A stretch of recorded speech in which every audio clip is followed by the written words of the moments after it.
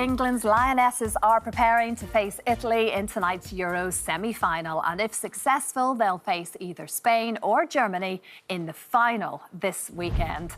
ITV Sports' Katie Shanahan joins us live now from Geneva. Good morning, Katie. They are just so close.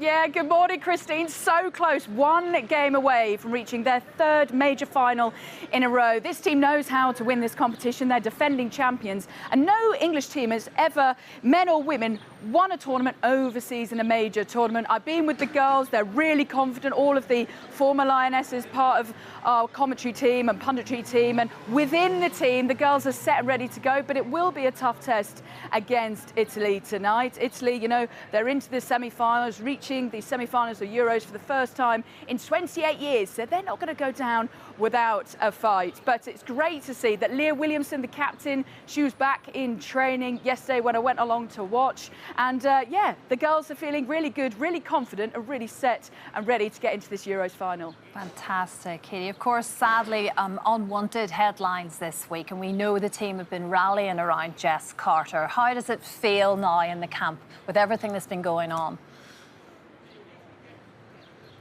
Yeah, the girls have really rallied around Jess Carter, who's experienced, she said in a statement, racial abuse since the start of the tournament. She had to come out with a statement after the Sweden game, but Serena Wiegmann said it's disgusting and just not okay for her to be going through this. But the team have gathered around her.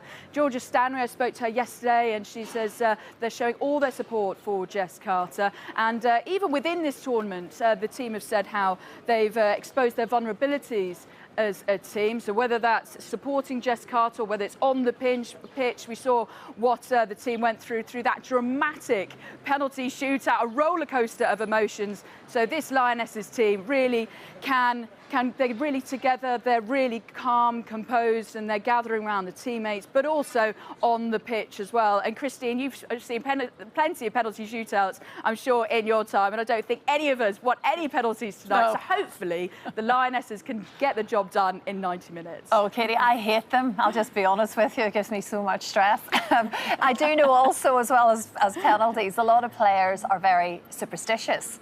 What are the Lionesses' good luck rituals? Well, I think my favourite one was Chloe Kelly. So she came off the bench, but before she came off the bench, her shin pads had a photo of her and her husband on their wedding day, and both of the shin pads just demonstrated that. She then came on, got 2 assists, and then scored an absolute blinder in the penalty shootout. So Chloe Kelly, that was one of her rituals of the Lionesses. But yeah, it's really good to kind of hear about the Lionesses and all these rituals. I'll be in the dressing room very shortly. All the kits laid out. It's brilliant to see. It's immaculate. And like I say, let's hope it doesn't go to penalties tonight, because if it's anything like against the Sweden game, the whole press box and myself and all the people on air will be an absolute meltdown. So let's hope that it just goes to 90 minutes and England can get into the final once again. Completely. Save us all a lot of stress. Katie, thank you so much. Good luck over there tonight. Enjoy every second of it. Thank you so much. We'll catch up soon, and you can watch England, of course, take on Italy tonight, 8 p.m. on ITV1. Now, though, let's talk about all the other stories making headlines. And can you believe it? Our future king, Prince George, turns 12 today. With me is Woman and Home magazine editor Hannah Fernando, alongside our Jo Elvin. Of course, good morning, ladies. 12 years old, just looking back at all those little baby pictures. I mean, we all said it goes by so quickly. How do we think he may be celebrating today? Have we any insight at all, Hannah? Well, I mean, we know this family likes to try and keep things as normal as possible, but they are on a private yacht, which isn't that normal, but it will be lovely. They're in Greece with Kate's parents, we believe. And do you know what? I think that we've seen more and more of George recently, but actually they're very keen to keep a kind of as normal a life as possible for him. So I imagine he'll be jumping off that boat, doing all the things that kids should be doing on their 12th birthday. And we've seen him, I think we'll talk in a minute about the fact he's been out on show an awful lot. His last was at Wimbledon, having a real presence. And this is his moment away from the cameras, isn't it? Yeah. This is his moment to be a child in what will be quite a big year, because the 12th year is a big year for a royal. Well, does it sort of come with that sort of age? It's still so young, like you say, he is still a little boy, really, but there is a sense of responsibility all of a sudden. Well, and it's true, isn't it? It's like Hannah says, he's been sort of like slowly introducing him more and more to public life. I was working at the VE Day celebrations, and there all the children were front and centre, all suited up and formal, and he looked so grown up and so stoic and mature. And then, of course, he was talking to veterans. He's been out talking to Wimbledon players in recent times, at the final a couple of weeks ago. And, you know, I just think that it's so sweet. He is still a little boy, but the price of being a privileged royal is that there's all this talk about whether or not Kate and William will change what is accepted protocol, whereas once an heir comes of age, he can't travel with his father. You know, I hate that I'm the one who has to say things like this. It's like, you know, if the worst happened, then you've lost two sovereigns. Goodness, so there's this, you know, this actual rule about this. Royal protocol about travelling separately. There is talk that Catherine and William might change that. I mean, it's not the first time they've changed protocol. I mean, they really want to change things up. We've seen in their education as well. We've seen, you know, in recent times with kind of all the sad news around Kate and then the positive news that she's well again. She's taken time away from the cameras to be with the children. Their children are the most important thing in their life. It's such a tension, though, isn't it, between family comes first, but this is a family that's also duty, an institution and a duty, and, you know, which I know that probably Queen Elizabeth would have said duty trumps all. So who knows what, you know, this is just part of being a privileged royal. It's like this, sometimes the rules is the rules. I don't know. Yeah, and you can't change them for the reasons. But it's not. Yeah, it's a horrible conversation to have, isn't it? Because it's a horrible thought and one that no one wants to think about. But it has been protocol for so long. But I can see them breaking it. I really can. But also, it just means that he couldn't travel with Charles. He can still travel with his siblings. He can still travel with Catherine. Yes, so I don't personally don't think it's that terrible. They can work around it. Yeah, I'm sure. It's a workaround. Yes, I would have thought so. Right, now this, in other news, and this is a very interesting one. Gen Z, apparently, have sparked a huge online debate over how to make a cup of tea. Yes. Explain this to me. It involves a microwave. Have you ever... I mean, I'm out already, but I'm out too. Yeah. I had to really look at this. I thought you were going to try and sell it to me, but yeah. I'm not going to try and sell it to you. I mean, maybe Jo is, but I am not going to. So apparently you put a cold cup of water with the tea bag into the microwave. Right. This takes 3 minutes. That's longer than a kettle boiling. Yeah, what's the goal? What's the goal here? I don't understand, because it's just a flick of a switch or it's putting the microwave on. I would have thought the tea bag would explode. Apparently it and there's does milk in there already as well. Well, they've decided to put... Some people don't. Gosh, that's a choice. Not happy about that. And more people are doing it. And I think it's originates in America, am I right? Listen, I am what's known as a teaver. A tea diva. It's just like firing up all sorts of disgust in my brain. Also, you know, like microwaves, by the very nature of what they do, they break down nutrients. The way they cook alters the way the molecules of your food. So I'm already out if it's depurifying my tea bag in any way. And I just don't understand. It doesn't save you any time. Yeah. So you'll hate the fact that I even put my milk in my tea before I put the hot water in, because doesn't that stop the tea bag from being able to brew correctly? Yeah. I think it tastes nicer, but I'm not a microwave fan. No, I'm not in general, actually. Well, I'm not really either. But you say possibly it has originated in America, and I don't think of America as being tea drinking. It's more coffee in my head, so I wonder whether it's just... It's probably an online trend, I think, that's probably, you know, making waves. But it does seem to be with the younger population. Yeah. But I'm not sure that... Gen Z have got all the time in the world to do a 25-step skincare routine that they also document on TikTok, but there's no time to make a decent cup of tea, apparently. Maybe that's why. But they have to learn that maybe this is it, Jo. This is what you have to crusade. This is it. Bring back the tea in the old-fashioned way. Yeah. With kettles. I think if my daughter's making tea in the microwave, she's definitely doing it behind my back, because she knows. She knows. I don't know how you'd even think to do it. Oh, I know. I'll make my tea in the microwave this morning. Interesting. Well, to be fair, I haven't tried it. I haven't haven't tried it, so, you know, I should do that before I make judgment, but I just can't I think we can judge. Yeah, we'll judge. There is news this morning that Buckingham Palace is set to stage the largest ever exhibition of Queen Elizabeth II's fashion. 200 items worn during all 10 decades of her life will be on public display next year to mark what would have been Her Majesty's 100th birthday. Meanwhile, King Charles is also making headlines today, launching his own line of beard grooming products that will go on sale at Balmoral. This comes despite the King not sporting facial hair for over 50 years. Perhaps he was inspired by William, of course, who embraced his own beard last year, looking very well. It's an unusual sidestep, isn't it? It's beard grooming. It's quite strange, isn't it? It's a very unusual thing. Although I don't know, tapping into that hipster market. Yeah, always I mean, there. It's always there. solid. I do like William with a beard as well, and Definitely. also seeing that picture of Charles with a beard looked really like William. Yeah. Yes, Really? very, very much so. Yes, actually, yeah. There you go. Oh, yeah. Yes, see, Similarities. That works, doesn't it? it works. Bring back the Bring beard, back King the beard. Charles. We need a Regal campaign. beard, yeah.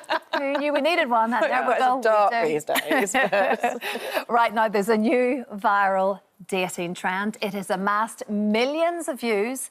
It involves scheduling a monthly relationship review with your other half. So, Jo, what exactly does this mean? Break it down well, for here's us. the background. A fifth of married Brits, apparently, Christine, speak to their other half for less than 30 minutes a day. And my response to that is, wow, that much. 30 minutes a day. Well done, you guys. We all know, communication's key to healthy relationships, but it can be hard to actually find the time to sit down with your partner and talk about the real things that matter. Now, to combat this so-called time slip, some couples have turned to regular relationship reviews. I didn't have a monthly review with my boss, in all my years of working full time, but putting aside time, scheduling time to sit down and review each other's behaviour, what you could have done better, what you were disappointed in the other person, which has caused a divide on social media, as you would expect, especially since Georgia Toffolo has come out and said that she and her partner, her husband James Watt, do this. OK, but they're really newlywed. Yeah, I can imagine bottling it up for 3 weeks until the next performance review. Can you actually imagine? I'd be furious. But how do you sit down together? Is there a list of things that you think that the other person needs to work on, that you both need to work on, or is this a complaints list? I mean, that could get very heated. Once, years ago, I remember saying to Ross, what can I do to be a better wife? And he just looked alarmed. And I said, it's not a trap. It's not a trap. What can I do? And he said, stop leaving tea bags in the sink. So and I still do it. So, yeah. She didn't do it in the microwave. So that didn't work out. But, I don't know. I just think that you could be opening Pandora's box there. I don't know about your days, but they're so scheduled with meetings and, and performance review, or you talk to your boss every couple of weeks or whatever. Imagine doing that at home. I just can't. And also kid admin. Right, yes, exactly. And the amount of email. I need a PA just for the emails from the school. Yeah. And so I can't imagine writing. Feeling like a transaction almost. Transactional. If you have a very conflict avoidant or communication avoidant partner, maybe it is a good way. It would probably take quite a dent out of the Can they phone in sick for the meeting? Yeah, exactly. And maybe they just need to rebrand it, like a review. It sounds like something that happens in the workplace. That's the problem, isn't it? But that just would not work in our household. I suppose it's a kind of a form of therapy without the third person there, isn't it? That you actually all the scheduled time to talk, which in essence isn't such a bad thing, is it? Yeah, that's it. But let's not moan about each other the whole way through, because that's just going to be. Maybe say some I nice don't think things. that's the point. Yeah, I think you're supposed to bring some positives to the table as well. OK, right. Well, OK. There might be something in that, but yeah. Can you imagine? Stop with the tea bags. Maybe, yeah, I will. I'll try. Yeah. Now, the unluckiest names in the UK have been revealed. Hannah, you're OK. I'm OK. You're not, Jo. No. You're definitely Are you clumsy? Oh, apparently Joanne and David's are the clumsiest, most accident-prone Brits, according to a new survey. And I have to tell, I was telling Christine, I think the writing was on the wall for me when at 18 months old I fell out of my crib and split my ear open, and you can still see where I had like 20 stitches. Oh, no. Since then, I've been run over twice. I hit my head in front of a whole crew of people watching me walk into a steel girder, which I just didn't see about 8 weeks ago. And then the pièce de résistance was when I was the editor of Glamour, falling over the leg of my own wide-leg trousers and ending up in an ambulance with concussions. So this survey is essentially accurate. It's basically in the city. The surveyors have been following around one Joanne for the last 20 years. We just need to know who the David is. Oh, Who's the David? Terrible, isn't it? It's terrible, isn't it? Probably best not to try and negotiate my insurance today. No, I mean, it's just such a weird survey in many ways, but in other ways it's absolutely accurate. If you're a David or a Jo today. Yeah, if you're a David or a Jo at home, please let us know. Are you accident prone? We want to hear from you. Yeah, we want to hear if this is an actual trait. This is very interesting. I actually really laughed because before I even got to that, I was like, when it said my name, I was like, yeah. Yep. I knew, yeah. It all makes sense. A survey that actually works. It makes sense. Here's another sort of survey. I love this one. It's an Oxford mathematician has come up with a formula to reveal the best karaoke song. Go on, tell us. Lots of questions about this. There's lots of questions. Dr. Tom Crawford devised the formula which grades each song with a score out of 100. Now, I had a look at this equation and it's really beautiful mind territory. And I ain't no beautiful mind, I'm sorry. So just look at that. Screenshot it if you need to. I don't have the brain space to explain that to you. But what I can tell you is what it means for what is the most perfect karaoke songs. And in at number 3, we have Don't Look Back in Anger. Oh, okay. Well, very topical. Yeah. Yes. All right. Yeah. Very good. A lot of people doing that at karaoke, so Now, that's good. Number 2 is I Want to Dance with Somebody. Oh, yeah.